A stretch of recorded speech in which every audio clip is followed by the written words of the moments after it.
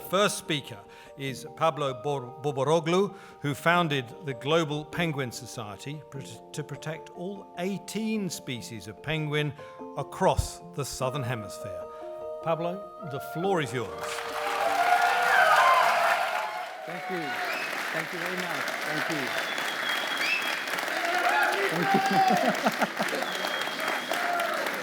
Thank you. Thank you very much. Footprint. We live in a world where the word footprint often carries a negative connotation. We talk about ecological footprint, about carbon footprint, and makes us feel guilty about the condition of our planet. And it is often framed in a way that makes us feel bad about our actions. But what if I told you that the concept of a footprint can be a source of hope and inspiration? What if, instead of dwelling solely on the negative effect of our actions, we focused on the potential, incredible potential of our positive footprint? That is the concept that I want to explore with all of you today. Our journey begins with two stories, the stories of two incredible beings separated by time and species. My grandmother, who was the person that inspired me to become a conservationist, and a very special penguin called Clarita. My grandmother, Melania, was the person that connected me to nature. She, together with my Greek grandfather, they left their homeland 100 years ago, and they moved to the Atlantic side of Patagonia, the wild coasts of Patagonia in southern Argentina, which is the place where I live and where I work right now. And my grandmother, when I was a very small child, she used to tell me these amazing stories about her visits to see the penguins. She would tell me how the adults would go into the ocean and come back with the food to feed their chicks, or how the adults would fiercely protect their chicks from predators. I can still feel the warmth of her hand as she took me for long walks. Those memories keep me going every day to get the job done. And that's why I'm here tonight with all of you, to carry the torch of my grandmother and pass on the story of penguins to all of you. The second story is about Clarita, a female Magellanic penguin with a remarkable life. Clarita embodies the essence of a positive footprint in the animal kingdom. She faced adversity head-on, but her legacy continues to inspire everybody that hears her story. When we think about penguins, normally the image that comes to our mind is an image with a lot of penguins. That is beautiful, but that will make us overlook that each penguin has a life, a family, a story, and a unique personality. Some penguins, when we work with them in the field, they're cranky and fearful, while some others can be social and friendly and very curious. Clarita had a great personality. She was a special penguin. And Clarita, together with other 12 penguins, settled down in a new colony that we discovered 15 years ago. So through Clarita's life, I want to show you what are the main problems that penguins are facing now in the real world and how we are working very hard to help penguins thrive.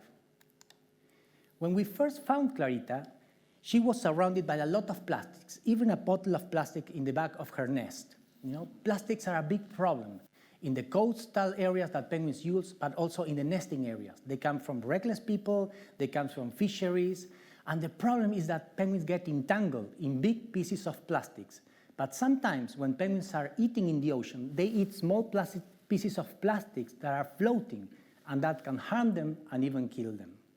Along with the problem with pollution and garbage, some people would visit the area with dogs, and that was a very big threat for the penguins. Other people would set bushes on fire trying to make barbecues, the bushes where penguins were nesting. And other people would go to these places with ATV, causing significant disruption. In this video, you can see two of these reckless people with ATVs. They are herding elephant seals and sea lions, forcing them to go into the ocean because there was a group of killer whales passing by, so they wanted the seals to be attacked by the killer whales. There you can see the fin of one. There was a group of 6 killer whales. So the seals are afraid to come back on land because these people are still there. And that, of course, the killer whales are attacking, taking advantage of the situation. So this is the level of human disturbance that we are talking about in our area. So Clarita, together with the other initial group of penguins, they were prospecting. They were looking, exploring and looking for a safe place to breed. Definitely, this was not a safe place. So restricting the access to these reckless people was the right thing to do. It was very challenging, and we had a lot of incidents with vandalisms and armed trespassers. But thanks to the legacy of my grandmother, we knew that we could overcome this challenge. Against many odds, we were able to designate this area as a wildlife refuge. We worked very hard to convince decision makers and also the landowners about the need to add a formal layer of protection. We also designed the management plan and helped landowners and the government to implement the management plan. We worked with the landowners to help them develop a responsible ecotourism operation to secure presence in the area. That generated a lot of jobs for local people and also produced a lot of incomes for the communities. On top of this, we also implemented multiple education activities to increase the sense of ownership of this area to the communities. We have been able to take 8,000 kids from the local communities to visit this area and meet penguins for the first time. So basically, we are connecting these communities to nature through the penguins, just like my grandmother did with me. And we are also engaging hundreds of children from the local communities to remove plastics from all the coastal area and all the nesting areas and remove all the plastics before penguins come from their migration. So everything is neat and tidy by the time penguins start breeding. 15 years ago, when we first discovered this colony, there were only 12 penguins that were severely impacted by all the threats that I described. And after 15 years of our protection, this is how the colony looks right now.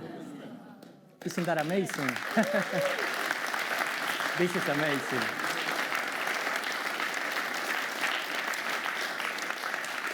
And in our last census, we counted over 8,000 breeders. So this is only possible when you work with a fantastic team, because there's a lot of people in our team that works very hard day and night to make this happen. So Clarita, during these 15 years, she would return to the colony, she would go to the same nest, meet her partner, and raise her chicks. Meeting Clarita year after year was something that filled us with hope. Her return was an indicator that we were making her home on land and at sea safer. And Clarita left a very deep positive footprint on us, motivating us to continue benefiting other penguins. In one of our last visits to the colony, we found Clarita taking care of her chicks and feeding them. But we never thought it was going to be the last time we saw her. She never came back to her nest, which is very, very unusual. But we keep on looking for her in the colony. Clarita, during her lifetime, she raised 16 chicks that are now part of the population. So her legacy will last forever. And as I said, Clarita left a very important footprint in all our team, motivating us to continue working very hard to benefit all other penguins just like Clarita. Because there are thousands of penguins like Clarita on our planet that need our help. In fact, there are 18 different species of penguins on the southern hemisphere in all the planet, and half of them are considered threatened by the International Union for the Conservation of Nature. This is the reason why we created the Global Penguin Society, an international organization that protects the 18 different species on the planet through science, protection of habitat, and also education.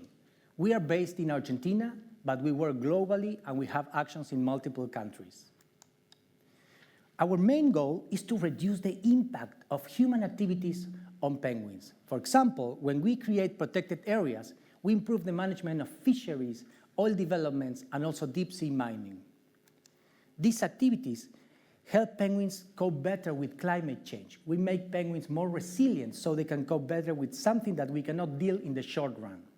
And climate change is severely impacting the habitat and the quality of the habitat and the availability of the habitat that penguins need to feed, but also to breathe. And to complement this, we are using cutting-edge technology, tracking the movements of penguins at sea when they are swimming thousands and hundreds of kilometers in the ocean during their migration, but also when they're looking for food to feed their chicks. To complement this tracking, we are using, for the first time, underwater critter cameras to film the behavior of penguins for the first time in our lives. So we are able to study the interaction with other penguins and other wildlife. And again, for the first time, we are able to see the marine habitats that penguins use underwater, and we are learning more about them so we can protect them better.